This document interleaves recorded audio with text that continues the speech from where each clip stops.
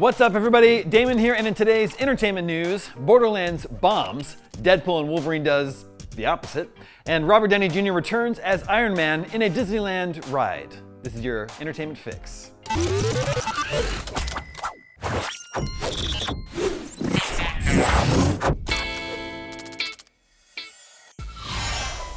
Eli Roth's Borderlands movie had a devastating box office debut amid negative reviews and fan reactions. But Gearbox CEO Randy Pitchford has found the silver lining. The film pulled in just $8.8 million in the US and Canada in its opening weekend, plus $7.7 million overseas for a global total of $16.5 million. As a point of comparison, the incredibly successful Deadpool and Wolverine pulled in $96 million on its opening day in the US alone.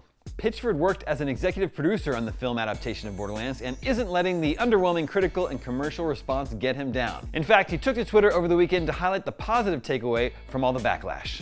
He wrote, "So what you're saying is, you like what my friends and I do with our Borderlands video games even more than you like what some of the biggest and best cast and crew of filmmakers on the planet have done. I'm super flattered. We're working extra hard for you on what's next." I should note that he spelled 4 F-O-U-R as in the number 4, so that's either a typo or a big hint at Borderlands 4. It's also worth pointing out that the Borderlands games did not receive a bump in player count after the movie's release, similar to what happened with Fallout earlier this year. In February, Pitchford told IGN that the Gearbox team was working on the greatest thing they have ever done. Take-Two Interactive later acquired Gearbox for $460 million and confirmed a new Borderlands game was in development. Take-Two CEO Strauss Zelnick has urged people to give the film a chance, despite the negative critical reception that emerged from early reviews, telling IGN, "A lot of people worked really hard on it. The underlying intellectual property is phenomenal. The cast is amazing. I think the look and feel is really terrific." Did you see Borderlands over the weekend? Well, probably not, but if anyone did, I'd love to hear what you thought in the comments.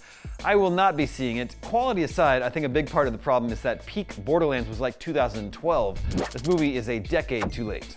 On the other end of the box office spectrum, Deadpool and Wolverine has now earned more than $1 billion at the global box office and is therefore the best performing Marvel Cinematic Universe film since 2021's Spider-Man: No Way Home. The Ryan Reynolds and Hugh Jackman-led film crossed the milestone in just its third weekend, crushing the records of the past two MCU films, The Marvels and Ant-Man and the Wasp: Quantumania. The former earned just $205 million and became the lowest grossing MCU film ever, while the latter earned a little more at $476 million.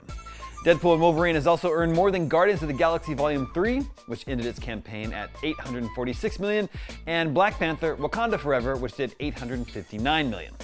Spider-Man: No Way Home will be a much bigger challenge, however, as it finished its box office run at an eye-watering $1.9 billion.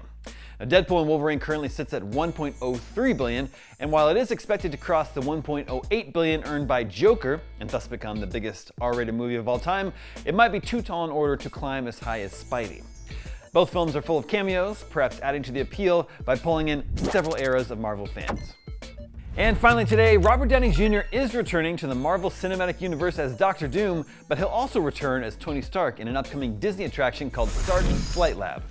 Revealed as part of the Disney Experiences showcase at D23 on Friday, Downey will once again play Iron Man after ending his run as the character on screen in 2019's Avengers Endgame. Although his return to the role won't see him teaming up with his superhero friends in another movie for now, the new attraction coming to Avengers Campus in Disneyland does give fans a chance to see Tony in a new light.